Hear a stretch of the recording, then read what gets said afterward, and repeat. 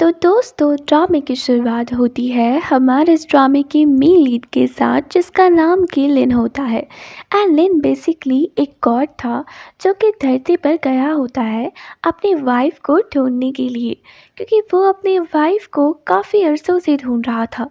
लेकिन अब तक उसे उसका कोई भी नामो निशान नहीं मिला था। पर ये पता लगते ही कि सालों साल बाद उसका धरती पर जन्म हुआ है, वो बिल्कुल भी खुद को रोक नहीं पाता है एंड चल पड़ता है अपने प्यार और अपनी वाइफ को ढूंढने के लिए, जहाँ पर वो खुद से ही प्रॉमिस करता है कि चाहे कुछ भी क्यों ना हो जाए, जल्द ही वो उसे सारी बातें याद दिला देगा।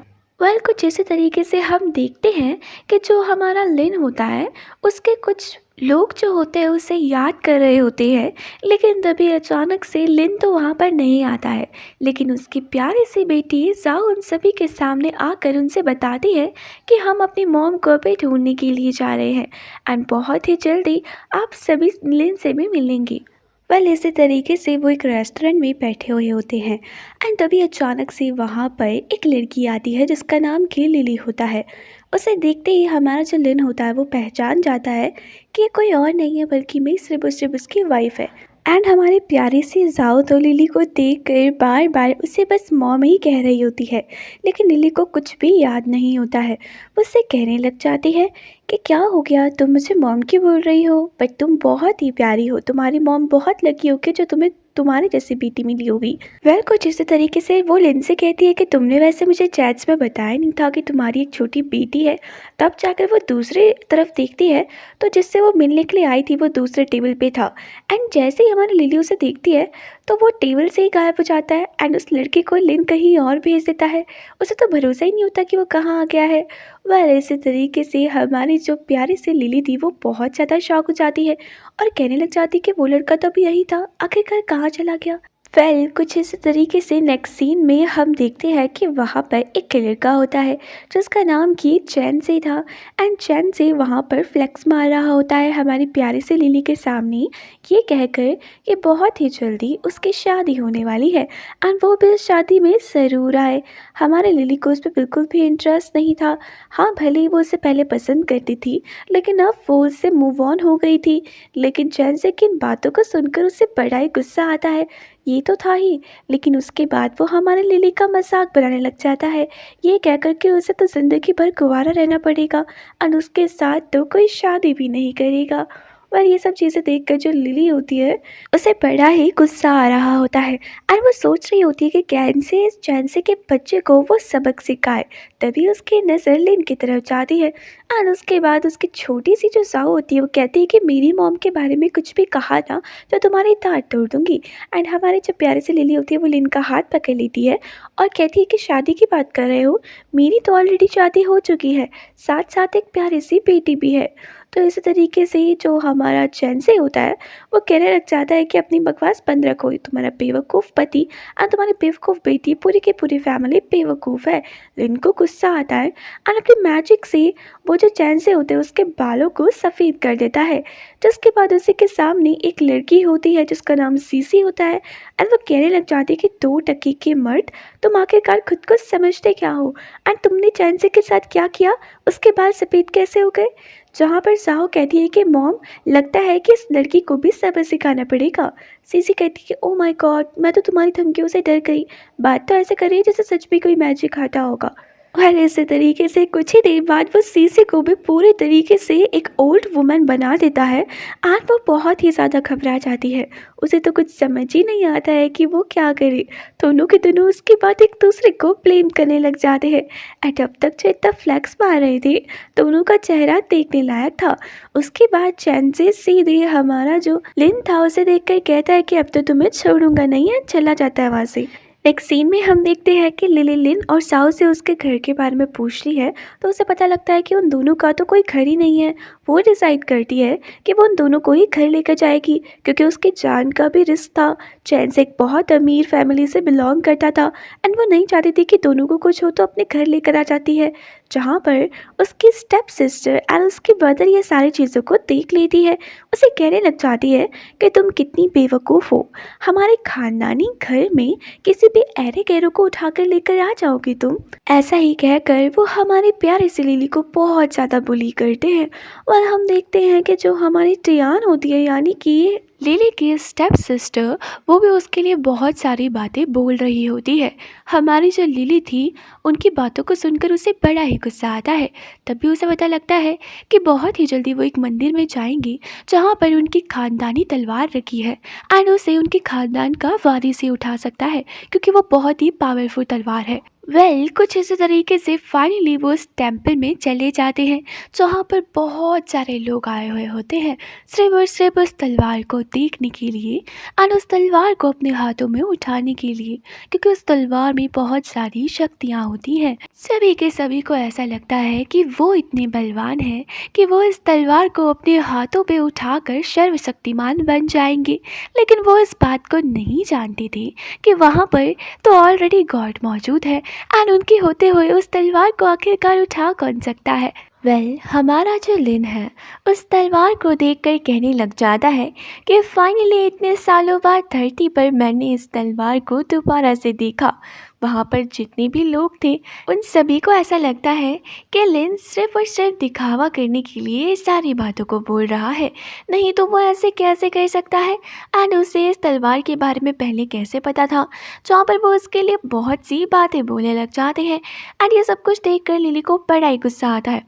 वो उनसे कहने लग जाती है कि अपनी ज़ुबान को संभाल कर मुझसे बात करो, अब तुम किसी और से नहीं बल्कि मैं मेरे हस्बैंड से बात कर रही हूँ। उधर एलेन को किसी की बातों से बिल्कुल भी फ़र्क नहीं पड़ रहा था। वहाँ पर एक लड़का था जिसका नाम कि जिन होता है। वो कहने लग जाता है कि ये लड़का तलवार को टच करेगा तो उसे टाइम ये जल कर राख हो जाएगा। एंड जहाँ पर आकर बदतमीज़ी कर रहा है, इस तलवार पर किसी और का नहीं बल्कि मैं सिर्फ और सिर्फ मेरा हक है। एक बार मैं इस तलवार को टच करूँगा तो उसके बाद ये तलवार मेरी हो जाएगी एंड ये बात मैं अभी के अभी तुम सबके सामने प्रूव कर दूँगा। ऐसा ही कहकर लिन को वो बहुत सारी धमकियाँ देने लग जाता है। हमारी जो प्यारी सी लिली होती है वो लिन के लिए बहुत ज़्यादा घबरा जाती है, सोचने लग जाती है कि कहीं सच में इन्होंने उसे कुछ कर दिया। तो वो लिन को रोकती है। तभी वहाँ पर एक और लड़का आता है एंड इसके बाद अपने आप को सभी के सामने बलशाली दिखाने के लिए जाने लग जाता है उस तलवार की तरफ। लेकिन कुछ स्टेप्स चलते ही वो अचानक से ही वहाँ पर रुक जाता है। फिर भी जब वो ज़बरदस्ती करता है उस तलवार के पास जाने का तो अचानक से ही वो नीचे गिर जाता है। ये सब कुछ देख कर वहाँ पर जो लिन होता है वो उस पर हंसने लग जाता है एंड चुटकुले से जाओ कहने लग जाती है कि तुम्हें तो पहले ही बताया था कि इस तलवार को सिर्फ और सिर्फ मेरी डैड और मेरी मॉम छू सकते हैं और तुमने मेरी बातों को माना नहीं। अब जितने भी लोग यहाँ पर जाकर इस तलवार को टच करने की कोशिश करेंगे उनका यही हश्र होगा, तो बेहतर यही है कि ना ही जाए। उसके बाद बारी आती है जिनको तो ऐसा लग रहा था कि वह सभी के सामने उस तलवार को उठाएगा और सभी का चहीता बन जाएगा। हर इंसान उसके कदमों पर पड़ जाएगा। सभी को भी ऐसा लग रहा था क्योंकि वह था ही बहुत वेल्दी फैमिली से, साथ ही उसके यंगस्टर्स भी गॉड के बहुत ज़्यादा करीब थी। और इसी तरीके से वो जाने लग जाता है एंड पहले वाले लड़के से कुछ आगे सीढ़ियों तक जाता है। पर जैसे ही आखिरी सीढ़ी आती है तो उस टाइम पर वो उस तलवार को टच भी नहीं कर पाता है। इस बात को देखकर तो वहाँ पर सभी लोग बहुत ज़्यादा हैरान होते हैं, लेकिन हमारा जो लिन था बस अभी भी स्माइल ही कर रहा होता है। जाओ अपनी मॉम से कहती है कि मॉम मैंने कहा था ना, आप और डैड ही इस तलवार को टच कर पाएंगे, आपके अलावा और कोई भी नहीं।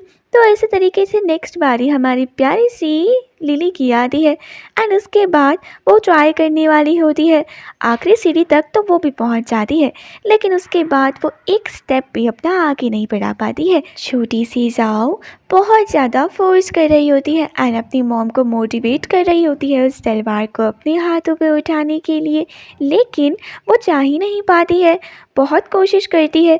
तभी वहाँ पर उसकी मॉम कहने लग जाती है कि ये लड़की तो करती ही दिखावा है, इस पर कोई सुपर सुपरनैचुरल पावर नहीं है, बल्कि वे श्रीवत्सर झूठ बोल रही है। उसकी सिस्टर टियान भी यही सारी बातें बोलती है, जहाँ पर वो लिन को भी फ्रॉड बोलती है और उसकी खूब ज़्यादा बेइज्जती करती है। लिन काफ़ी लंबे टाइम से ये सारी बातों को सुन रहा था एंड जिन भी जो था वो भी लिन के लिए ही और भी बुरी बातें बोलने लग जाता है, ये कहकर कि अगर वो तलवार को नहीं उठा पाई तो वो धक्के मार कर इन सभी को यहाँ से बाहर फेंक देंगी। खैर इसी तरीके से हमारी लिली बहुत ज़्यादा फोर्स कर रही होती है, तो तभी वो भी अचानक से सीढ़ियों से नीचे गिर जाती है, जहाँ पर लिन अचानक से ही उसे बचा लेता है एंड उस पर चोट तक नहीं लगती है। लिन को अब की बार बहुत ज़्यादा गुस्सा आता है, क्योंकि वो तलवार उसकी वाइफ को भी टच नहीं करने दे रही थी। वो उस पर चिल्लाता है, जिसके बाद अचानक से ही वो जो तलवार से एक ड्रैगन निकलता है एंड उसके बाद वो लिन से माफ़ी भी मांगता है। ये कहता है कि मुझे पता नहीं था कि आप इसको ऑलरेडी जानते हो। वेल वो तलवार अपने आप उड़कर हमारे लिन के पास आ जाती है एंड साथ ही उसके पैरों पर गिरकर उससे माफ़ी मांगती है। वहाँ पर जितने भी लोग होते हैं वो इन सभी चीज़ों को देखकर बड़े ही शॉक होते हैं कि आखिरकार लिन में ऐसा क्या है जो अचानक से इतनी सुपरनैचुरल पावर जो थी वो उसके कदमों पर आकर गिर गई। उनको लगता है कि पक्का ये कुछ तो नाटक कर रहा है। जिन और उसके डैड जो होते हैं दोनों के दोनों वहाँ पर हमारे लिन को मारने की कोशिश करते हैं, लेकिन लिन इतना सर्वशक्तिमान था कि उस पर खरोंच तक नहीं आती है। उल्टा उन्हीं की तबीयत बहुत ज़्यादा ख़राब हो जाती है, जहाँ पर जिन जो होता है उसके बाद उससे माफ़ी मांगता है और कहता है कि आखिरकार तुम हो कौन, मुझे तो शक हो रहा है कहीं तुम सच में भगवान तो नहीं हो। लेकिन उसके बाद लिन सोचता है कि ऐसा कैसे पॉसिबल हो सकता है, भगवान इस धरती पर कैसे आ सकते हैं। तभी वो उसे और भी ज़्यादा चुनौतियाँ देने लग जाता है, ये कहकर कि मैं जानता हूँ कि तुम सभी के सामने सिर्फ और सिर्फ एक्टिंग कर रहे हो एंड तुम्हें लगता है कि हम तुम्हारी इस एक्टिंग को सच समझ लेंगे, तो ये तुम्हारी बहुत बड़ी गलती है, समझे तुम। अपनी हरकतों संभाल कर रखो, नहीं तो हम बहुत ज़्यादा पावरफुल है, तुम्हारे भेद अभी खोल देंगे। जिसके बाद लिन क्या करता है कि उस तलवार को सीधे सीधे दे देता है हमारी प्यारी सी लिली के हाथों में। मतलब अब तक जो लिली उस तलवार को टच भी नहीं कर पा रही थी, एक ही बारे में वो जो तलवार थी उसके हाथों पे आ जाती है। लिली भी इन सारी चीज़ों को देखकर बहुत ज़्यादा शॉक होती है। वैसे इसी तरीके से वो अपनी शर्ट को जीत भी जाती है, क्योंकि उन्होंने कहा था कि जो भी इस तलवार को टच करेगा वो सबसे ज़्यादा सर्वशक्तिमान होगा और हमारी लिली वो बन चुकी थी। बट ये जो उसकी खुशी थी ना, वो उसकी step mother and step sister को बिल्कुल भी नहीं भा रही थी। वो कहने लग जाते हैं कि ऐसा पॉसिबल नहीं हो सकता है एंड ना जाने क्या क्या एलिगेशन लगाने लग जाते हैं हमारी प्यारी सी लिली पर लिली को अभी भी डर लग रहा था, क्योंकि भले ही उसके पास कितनी भी पावर्स क्यों ना आ गई थी, उसके सामने बहुत सारे पावरफुल लोग ऑलरेडी थे एंड वो नहीं चाहती थी कि लिन को कोई भी कुछ भी करे। वो लिन को शांत होने के लिए बोलती है, लेकिन लिन उसकी एक बात भी नहीं सुनता है। खैर कुछ ही देर बाद लिली लिन को अपने साथ लेकर चली जाती है एंड घर पर आकर उस तलवार को बड़े ही गौर से देख रही होती है। साथ ही सोच रही होती है कि आखिरकार ये तलवार वाकई में उसके हाथों में कैसे आ गई, क्योंकि वो तो एक ऑर्डिनरी लड़की है, साथ ही उसके पास कोई पावर्स भी नहीं है। कहीं लिन के पास तो कुछ जादुई शक्ति नहीं है, तभी तो वो इतना सर्वशक्तिमान है। वह तभी वहाँ पर एक लड़की आती है, जो कि हमारी प्यारी सी लिली को बताती है कि उसके साथ एक बहुत ही बड़ी एक्ट्रेस कॉन्ट्रैक्ट पे काम करना चाहती है। वेल इस बात को सुनकर तो लिली बड़ी ही खुश होती है एंड इसी तरीके से ये उसकी लाइफ का सबसे बड़ा कॉन्ट्रैक्ट था। वो नहीं जानती थी कि अचानक से उसके साथ इतना सब कुछ अच्छा होने लग जाएगा लिन की उसकी लाइफ में आने के बाद। लिली उस एक्ट्रेस के साथ काम करने के लिए बहुत ही ज़्यादा एक्साइटेड हो रही होती है, साथ ही गॉड को थैंक्स भी दे रही होती है इतनी बड़ी अपॉर्चुनिटी उसे देने के लिए एंड खुद से प्रॉमिस भी करती है कि चाहे कुछ भी क्यों ना हो जाए, किसी भी तरीके से वो इस कॉन्ट्रैक्ट को अच्छे तरीके से करेगी ताकि उसे कोई भी दिक्कत ना आए। वेल तभी नेक्स्ट डे वो दिन आ जाता है जब हमारी जो प्यारी सी लिली थी सभी के सामने उसके साथ वो कॉन्ट्रैक्ट साइन करने वाली थी। लेकिन तभी उन्हें पता लगता है कि जो लड़की उनके साथ काम करने वाली थी, जिसका नाम किसिया था, उसे किसी ने किडनैप कर लिया है एंड वो मिल नहीं रही है किसी को भी। इस बात को सुनकर तो वो बहुत ज़्यादा शॉक हो जाती है, लाइक ऐसे कैसे पॉसिबल हो सकता है, क्योंकि कुछ टाइम पहले तो उसने उसके साथ कॉन्ट्रैक्ट साइन किया था एंड वो अपने घर से निकल भी गई थी, लेकिन अचानक से बीच रास्ते से वो गायब कहाँ हो गई। लिली को तो ये सब चीज़ें देखकर उसने अपनी पूरी उम्मीदें छोड़ दी थी। उसे लग रहा था कि आज उसकी सभी के सामने बहुत ही बुरी बेइज्जती होने वाली है एंड इसी तरीके से लोगों को लग रहा होगा कि वो झूठ बोल रही है। तो दूसरी तरफ हम सिया को देखते हैं जिसे कि एक बंदी ने किडनैप किया होता है एंड इसी तरीके से उसे किडनैपिंग करने के लिए किसी और ने नहीं बल्कि भी जिन ने ही बोला हुआ था। सिया उस लड़के से बोलती है कि तुम्हें जितने पैसे चाहिए मैं तुम्हें उतने पैसे दे दूंगी, बट प्लीज़ मुझे छोड़ दो। जहाँ पर वो लड़का उसे बोलता है कि छोड़ दो, इतनी ज़्यादा सुंदर हो तुम, ऐसे ही तुम्हें कैसे छोड़ सकते हैं, ये तो तुम्हारी ब्यूटी की तौहीन करना होगा। एंड इसी तरीके से वो उसका रेप करने लग जाता है, जहाँ पर हमारी सिया चीखती है चिल्लाती है, लेकिन उसकी मदद वहाँ पर कोई भी नहीं करता है। एंड सभी लोग ये सब कुछ देख कर मज़े उठा रहे होते हैं। तभी अचानक से वहाँ पर लिन एंड जाओ मौजूद हो जाते हैं। उन्हें वहाँ पर देखकर सभी लोग शॉक हो जाते हैं। अचानक से यहाँ पर इस तरीके से इतने दूर आइलैंड पे आना, ये नेक्स्ट टू इम्पॉसिबल था। एंड इसी तरीके से किसको वहाँ पे हमारी प्यारी सी सिया के बारे में पता लग गया, इस बारे में भी उन्हें काफ़ी ज़्यादा शक हो रहा होता है। तो तभी वो जो लड़का होता है अपने गुंडों को उसे मारने से रोकने के लिए बोलता है और कहता है कि इससे तो मैं अकेले ही निपट जाऊंगा। तुम्हें क्या लगता है कि तुम इसे बचाकर यहाँ से चले जाओगे? तो तुम बहुत बड़ी गलतफहमी में हो। ऐसा कुछ भी नहीं हो पाएगा क्योंकि ये लड़की अभी मेरे साथ है एंड इसे मारने के मुझे बहुत पैसे मिले हैं। मैं इसे इतनी आसानी से तो नहीं छोड़ सकता हूँ। लेलो उसे बोलता है कि तुम जो कुछ भी कर रहे हो ना, बहुत ज़्यादा बुरा कर रहे हो एंड इस वजह से तुम्हें बहुत सारी गलतियाँ कर रहे हो जिससे कि तुम्हारे जीने के चांसेस भी कम कर रहे हैं। तो तभी वो लड़का ज़ुबान लड़ाने लग जाता है तो लिन अपनी पावर से उसको बच्चा बना देता है। ये सब कुछ सिया की आंखों के सामने हो रहा था एंड उसे तो भाई भरोसा ही नहीं हो रहा था कि ऐसा कैसे पॉसिबल हो सकता है। उसके सामने सामने इतने बड़े लड़के एकदम बच्चे बन गए। कुछ ही देर बाद वो क्या करता है कि दोबारा से अपने मैजिक से उनको एकदम दूध पीता हुआ बच्चा बना देता है। एंड थोड़ी देर बाद जब तभी भी कुछ नहीं होता है तो उसे गायब कर देता है। सिया उनसे बोलती है कि तुम हो कौन एंड तुम यहाँ पर मुझे बचाने के लिए क्यों आए हो? चापल लिन उसे बोलता है कि ये बताना ज़रूरी नहीं है कि तुम हो कौन, लेकिन ज़रूरी अभी एक जगह पर जाना है। जहाँ पर वो मैजिक से उसे उसी जगह पर लेकर जाता है जहाँ पर कि हमारी प्यारी सी सिया जाना चाहती थी। तो इसी तरीके से सिया उनसे बोलती है कि आप गॉड है ना, लेकिन लिन उसकी बातों का जवाब नहीं देता है। उधर ही जो सी हमारी प्यारी सी लिली थी वो बहुत ही ज़्यादा घबराई हुई होती है। जिन उसके सामने आता है और कहने लग जाता है कि तुमने तो कहा था कि सिया यहाँ पर आकर तुम्हारे साथ कॉन्ट्रैक्ट साइन करने वाली है, लेकिन वो तो अब तक यहाँ पर नहीं आई है। कहीं तुम हमारे साथ कोई मजाक तो नहीं कर रहे हो? कुछ ही टाइम बाद वहाँ पर मीडिया वाले भी आ जाते हैं जो लगातार हमारी प्यारी सी लिली से सिया के बारे में पूछ रहे होते हैं। एंड लिली के पास कोई भी जवाब नहीं था कि आखिरकार वो उनसे क्या बोली। किस तरीके से उन्हें बताया कि सिया तो अब तक यहाँ पर आई नहीं है, उसका किडनैप हो गया है, क्योंकि सभी लोग उसकी बातों को झूठा समझे कि इतनी बड़ी एक्ट्रेस को किडनैप करना इतना भी ईजी नहीं हो सकता है।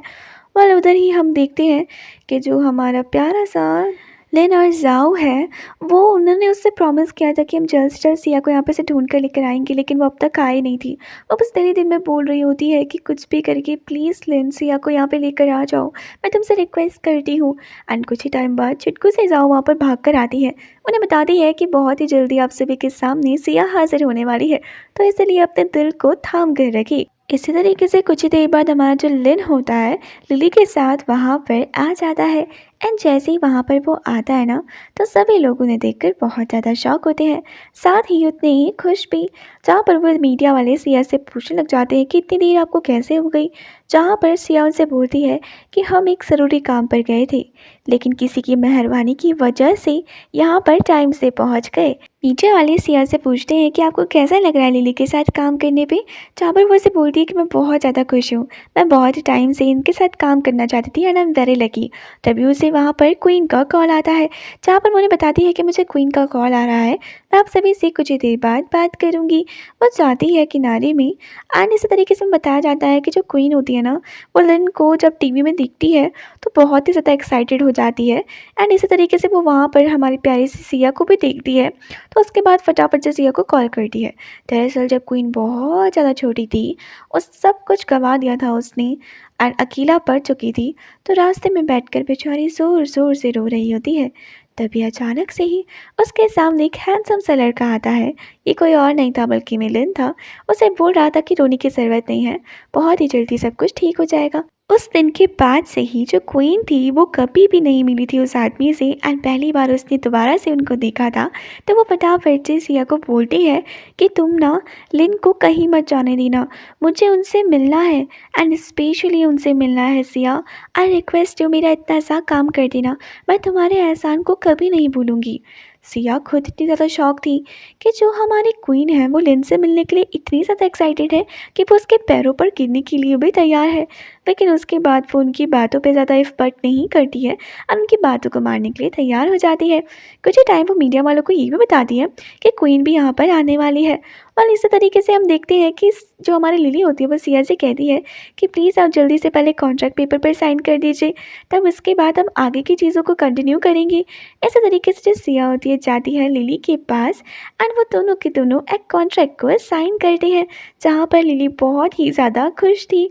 और इसी तरीके से हम देखते हैं कि जो हमारा जिन होता है वो सभी के सामने आता है और कहने लग जाता है कि ऐसा पॉसिबल हो ही नहीं सकता है, ये लड़की यहाँ पर कैसे आ गई, इसे तो बहुत दूर ले गए थे गुंडी, साथ ही इसका तो किडनैप भी हो गया था, ये तो नेक्स्ट टू इम्पॉसिबल है कि ये लड़की दोबारा से यहाँ पर आ गई। ये जो लड़की है ना ये बिल्कुल झूठी है एंड यहाँ पर आकर सिर्फ और सिर्फ नाटक कर रही है, ये रियल सिया हो ही नहीं सकती है क्योंकि सिया का यहाँ पर आना इज़ नेक्स्ट टू इम्पॉसिबल।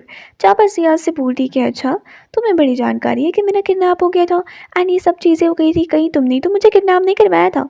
और जहाँ पर हम देखते हैं कि टियान भी कहने लग जाती है कि जिन बिल्कुल सही कह रहा है, ये लड़की झूठी है। कि सब कुछ देख कर लिली को जिन पे बहुत ज़्यादा गुस्सा आता है एंड वो उससे कहने लग जाती है कि आखिरकार तुम खुद को समझते क्या हो, तुम्हें लगता है कि तुम मेरे हर एक इवेंट को ख़राब कर दोगी, मैंने तुम्हें यहाँ पर सिर्फ और सिर्फ इसलिए बुलाया था ताकि तुम तमीज़ से यहाँ पे रह सको, इन सारी चीज़ें ठीक हो सकी।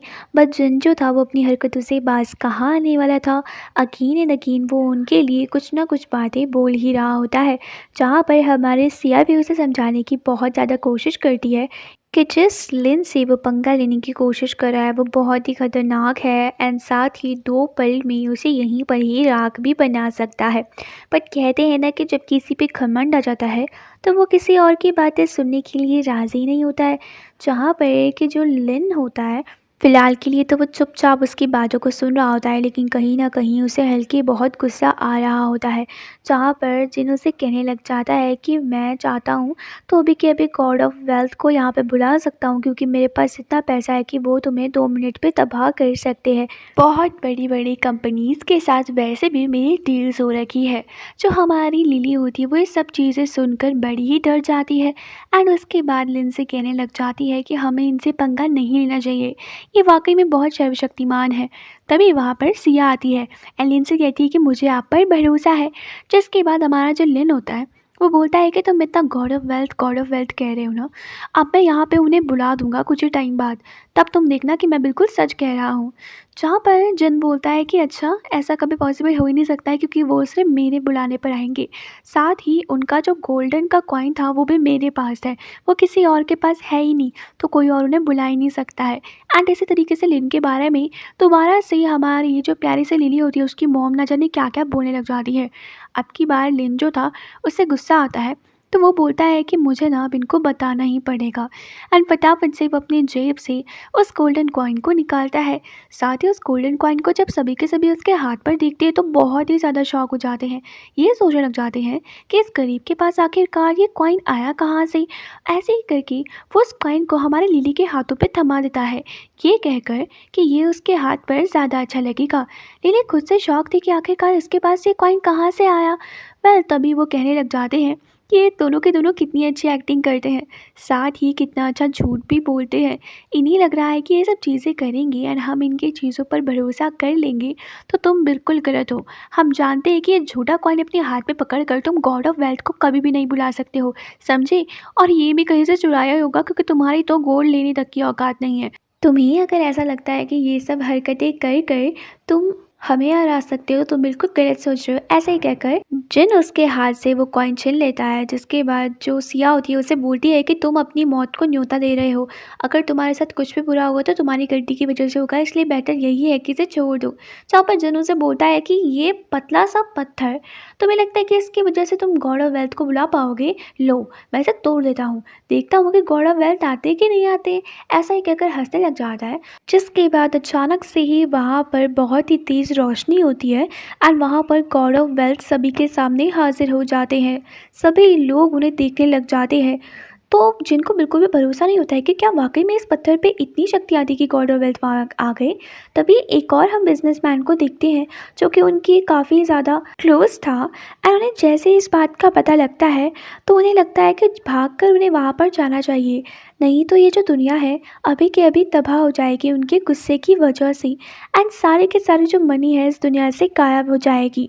तभी हम देखते हैं कि जो हमारा जिन होता है वो बहुत ही ज़्यादा घबरा जाता है। अचानक से ही वहाँ पर पैसों की बरसात होने लग जाती है एंड वो किसी और के पैसे नहीं होते बल्कि वे जिन के पैसे होते हैं, जो सभी में डिस्ट्रीब्यूट कर दिए जाते हैं, क्योंकि जिन ने ये सारा पैसे कमाए भी बेईमानी से ही थे। तो इसी तरीके से हम देखते हैं कि जब इतना कुछ भी हो गया था फिर भी वहाँ पर लोगों को अकल नहीं आ रही थी एंड लिली की मॉम अभी भी लिन के बारे में ही ना जाने क्या क्या बातें बोल रही होती है।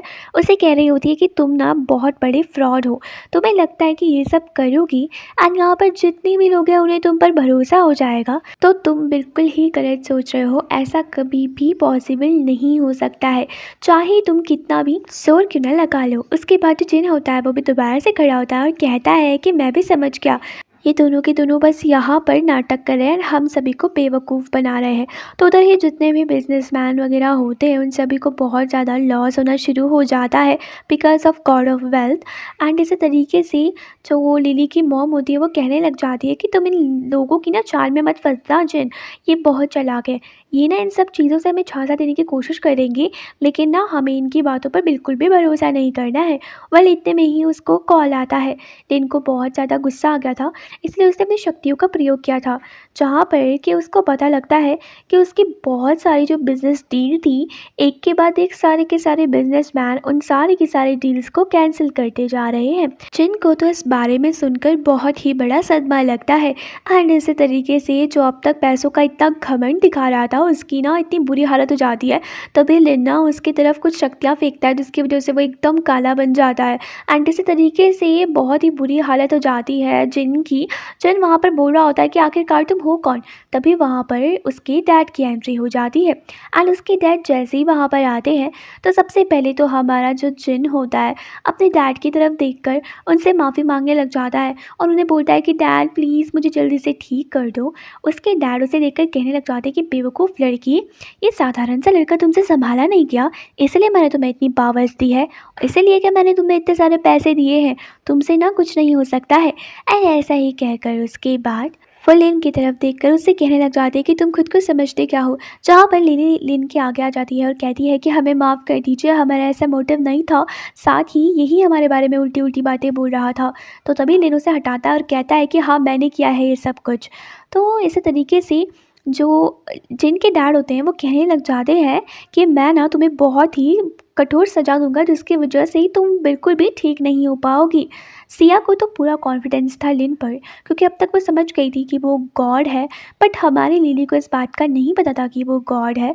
एंड ज़ाओ और हमारा लिन दोनों के दोनों मिलकर उन्हें और भी ज़्यादा गुस्सा दिला रहे होते हैं। साथ ही छोटी सी बच्ची की बातों को सुनकर वो हंसने लग जाते हैं और कहते हैं कि छुटकी, तुम हमें पाप दोगी, तुम खुद को समझती क्या हो, तुम जानती भी हो कि जो तुम्हारे सामने खड़े हैं ना उन पे इतनी दौलत है कि 2 मिनट में तुम्हारा तुम्हारे डैड का सफाया करवा सकते हैं, तो बेहतर यही होगा कि तुम शांत होकर खड़ी रहो।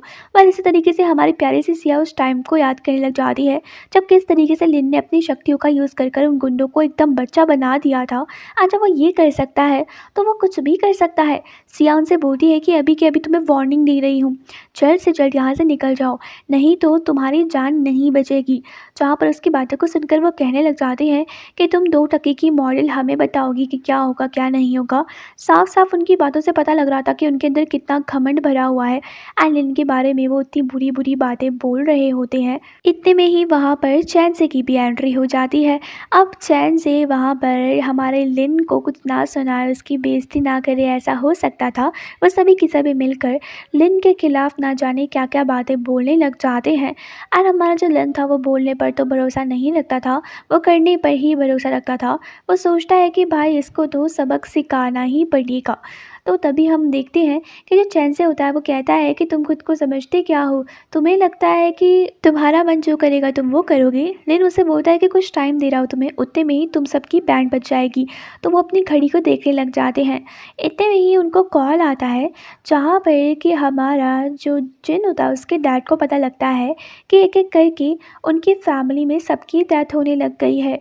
इस खबर को सुनकर तो वो पूरी तरीके से टूट जाते हैं और उसके बाद उसकी तरफ देखकर कहने लग जाते हैं कि ये पक्का तुमने ही किया है ना, तुम बहुत बड़े गुंडे लग रहे हो और तुम खुद को समझते क्या हो? तुम्हारी वजह से मेरी पूरी की पूरी फैमिली ख़त्म हो चुकी है। बस इकलौता मैं ही बचा हूँ। आखिरकार मैं जीकर क्या करूँगा?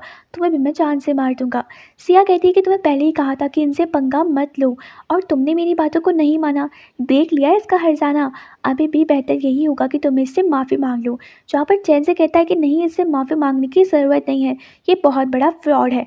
जिन के डैड खड़े होते हैं एंड इसी तरीके से उनसे कहने लग जाते हैं कि लिन, बहुत घमंड भरा है तुम्हारे अंदर। अभी के अभी मेरी फैमिली वालों को, मेरे बेटे जिन को ज़िंदा करो, नहीं तो मैं तुम्हारी बैंड बजा दूंगा। सिया उनसे बोलती है कि उन्हें उनकी गलती की सज़ा मिल गई है, जहाँ पर वो सिया को ही चुप करवा देते हैं। कुछ ही देर बाद हम एक और लड़के को देखते हैं जो कि बहुत ही ज़्यादा रिच होता है, अपने साथ बहुत सारे लोगों को भी लेकर आया हुआ होता है एंड जैसे ही चैन से एंड वहाँ पे और लोग देखते तो बड़े ही खुश हो जाते हैं बिकॉज वो जानते थे कि वहाँ पर जितने भी बिजनेसमैन हैं वो उन सभी की मदद करेंगे इस लिन को एंड लिली को सबक सिखाने के लिए। एंड लिली अब दोबारा से घबराने लग जाती है क्योंकि वो सभी के सभी दोबारा से एक हो गए थे एंड आखिर में जिसको इन सबसे प्रॉब्लम होती वो कोई और नहीं होता बल्कि मैं लिन होता एंड खुद की वजह से वो उनको प्रॉब्लम में नहीं देख सकती थी। वो लिन को शांत होकर वहाँ से चलने के लिए बोलती है लेकिन लिन डेफिनेट सी बात था, उसकी बातों को मानने के लिए बिल्कुल मना कर देता है। जिसके बाद कि वो जो लड़का होता है उसके बाद वो उसके लिए बहुत ही बुरी बुरी बातें बोलने लग जाता है। लिली उनसे बोलती कि प्लीज़ आप इनके साथ कुछ मत करिएगा, मैं आपसे माफ़ी मांगती हूँ। जहाँ पर लिली की स्टेप मदर कहने लग जाती है कि ये लड़की भी बहुत ज़्यादा बुरी है, आप इसे भी सज़ा दीजिएगा एंड दोनों को ही जान से मार दीजिएगा। इतने में ही वहाँ पर बहुत सी सुंदर लड़कियाँ हाजिर होती है जो कि लिली साथ साथ लिन के लिए बहुत सारे एक्सपेंसिव से गिफ्ट्स लेकर आई हुई होती है। तभी हम देखते हैं कि जो लिली की स्टेप मदर होती है वो कहने लग जाती है कि इसमें ना इन सभी की दोबारा से कोई चाल होगी। तभी हम देखते हैं कि सिया को वो एक मार्बल देते हैं एंड वो किसी और का नहीं होता है बल्कि में क्वीन का होता है क्योंकि क्वीन वहाँ पर बहुत ही जल्दी आने वाली थी। ये इसी चीज़ का संकेत था। जहाँ पर वो उसे बताती है कि क्वीन ने उसे कॉल में भी बताया था कि वो वहाँ पर सभी से मिलने के लिए आने वाली है एंड ये बात कोई झूठी नहीं है बल्कि में सच्ची है। वो सभी के सभी कहने लग जाते हैं कि तुम्हें क्या लगता है कि क्वीन के पास इतना टाइम है कि वो लिन के मिलने के लिए आएगी एंड उसके बाद यहाँ पर आकर उसका स्वागत करेगी? क्या तुम हम भी बेवकूफ़ समझ रही हो जो ये सारी बातें हमसे बोल रही हो? एंड इसी तरीके से चैन से उसे कहने लग जाता है कि लगता है कि हमें ना इन दोनों के साथ साथ तुम्हें भी ख़त्म ही कर देना चाहिए ताकि आज के बाद तुम ये सारी बातें ना बोल सको। वह तभी वहाँ पर मिस्टर लू की एंट्री होती है एंड ये सबसे ज़्यादा पावरफुल एंड पैसे वाले होते हैं। ये वही होते हैं जो कुछ देर पहले एरोप्लेन में बैठे थे और उन्हें खबर मिलती है तो ये फटाफट से वहाँ पर आ जाते हैं। जिसके बाद सभी के सभी उनसे माफ़ी मांगने लग जाते हैं जितने भी बिजनेसमैन होते हैं। मिस्टर लू से चैन से कहने लग जाता है कि आप देख रहे हैं ये लड़का कितना झूठ बोल रहा है कि गॉड ऑफ वेल्थ है, आपने इसे अभी के भी सबक सिखाए। मिस्टर लू को गुस्सा आता है एंड वो लात मार के उसे व्हील चेयर से नीचे गिरा देते हैं। कहते हैं कि तुम्हें पता भी है किसके बारे में तुम ये सारी बातें बोल रहे हो?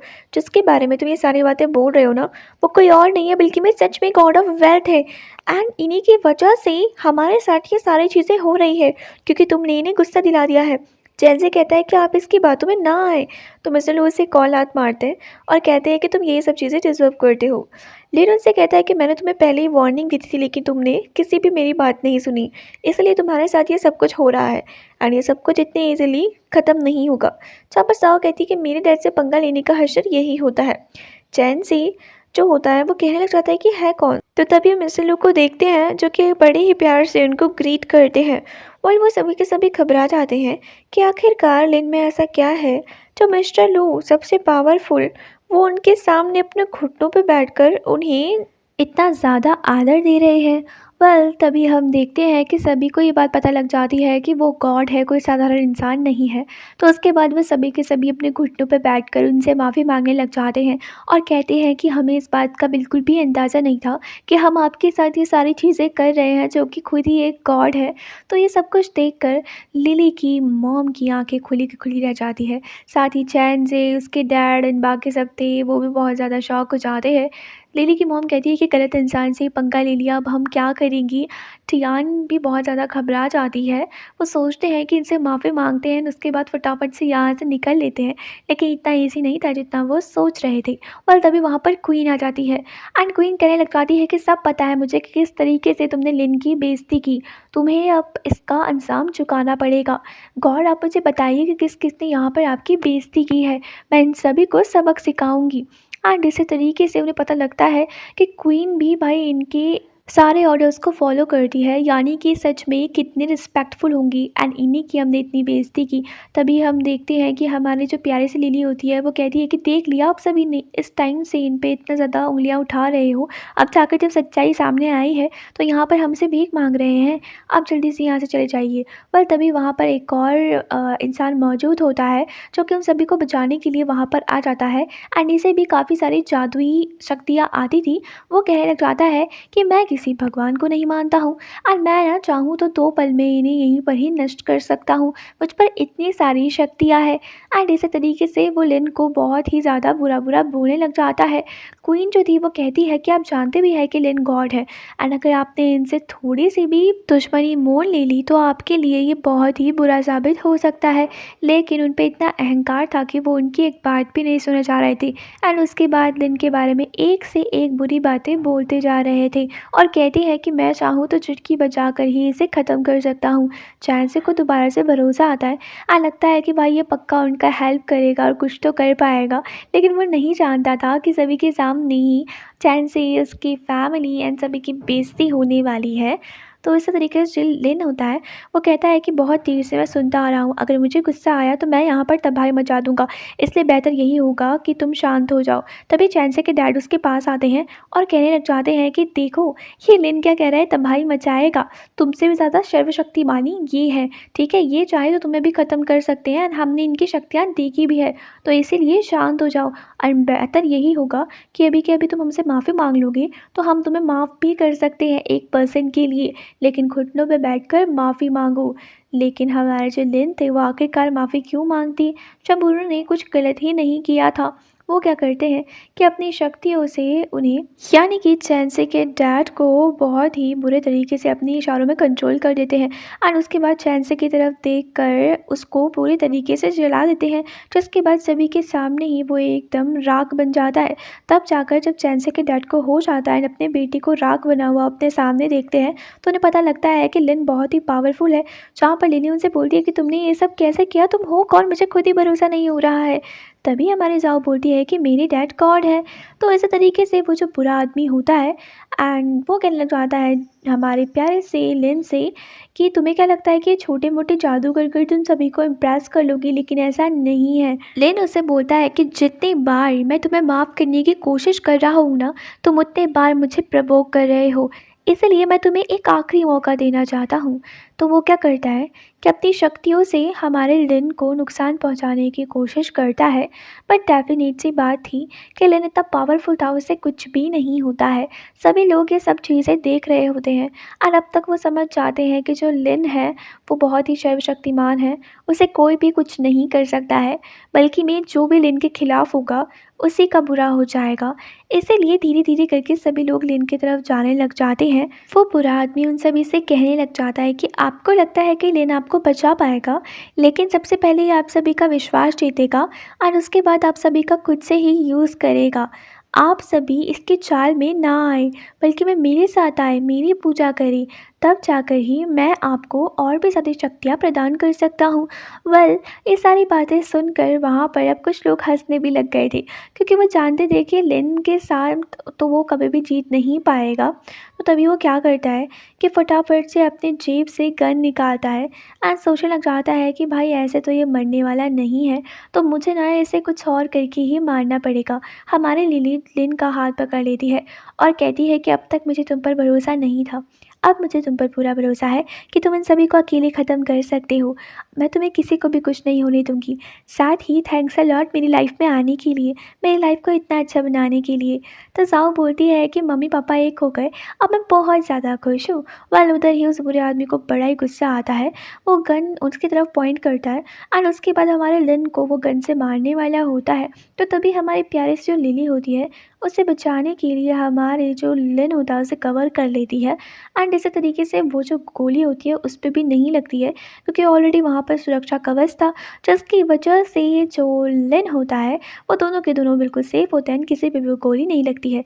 जहाँ पर लिली उससे बोलती है कि थैंक्स अ लॉट मेरी लाइफ में इतनी खुशियाँ भरने के लिए, तुम्हारा सारा गम मैं ले लूँगी, लेकिन तुम्हें कुछ भी नहीं होने दूँगी। सभी ये सब कुछ देखकर बड़े ही खुश होते हैं, पर कुछ लोग हैरान भी कि गन की गोलियां भी उसका कुछ नहीं बिगाड़ पाई थी। उस बुरे आदमी ने तो सबके सामने अपनी शक्तियां दिखा दी थी, लेकिन हमारा जो प्यारा सा लन था उसने अभी तक ऐसा कुछ भी नहीं किया था। तो वो क्या करता है कि उसके बाद उसे अपनी शक्तियां दिखाता है, जिसके बाद वो एक आग का गोला उसकी तरफ फेंकता है, जो कि सीधे उसके माथे पर लगता है एंड इसी तरीके से कुछ टाइम बाद सभी के सामने उसकी मौत हो जाती है। बुरे कर्मों का फल हमेशा बुरा ही होता है एंड ये चीज़ तो हमें देखने को मिल ही गई थी। वेल, इसी तरीके से सभी के सामने वो अपना दम तोड़ देता है एंड वहाँ पर जितने भी लोग अब तक हमारे लिन के बारे में इतना ज़्यादा बुरा बुरा बोल रहे थे, सभी के सभी अपने घुटनों पे बैठकर उससे माफ़ी मांगने लग जाते हैं। सभी के सभी अब उसे बहुत ज़्यादा इज़्ज़त देने लग गए थे, क्योंकि उन्हें पता लग गया था कि वो गॉड है। पर इसी तरीके से हमारा जो लन और लिली होते हैं साथ में जा रहे होते हैं। लिली उससे बोलती है कि इतनी लड़कियाँ इस धरती पर है, तो तुमने सिर्फ मुझे ही क्यों चुना? जहाँ पर हमारा लिनो से बोलता है कि तुम्हें अभी भी बहुत सारी चीज़ें याद नहीं आई हैं लिली।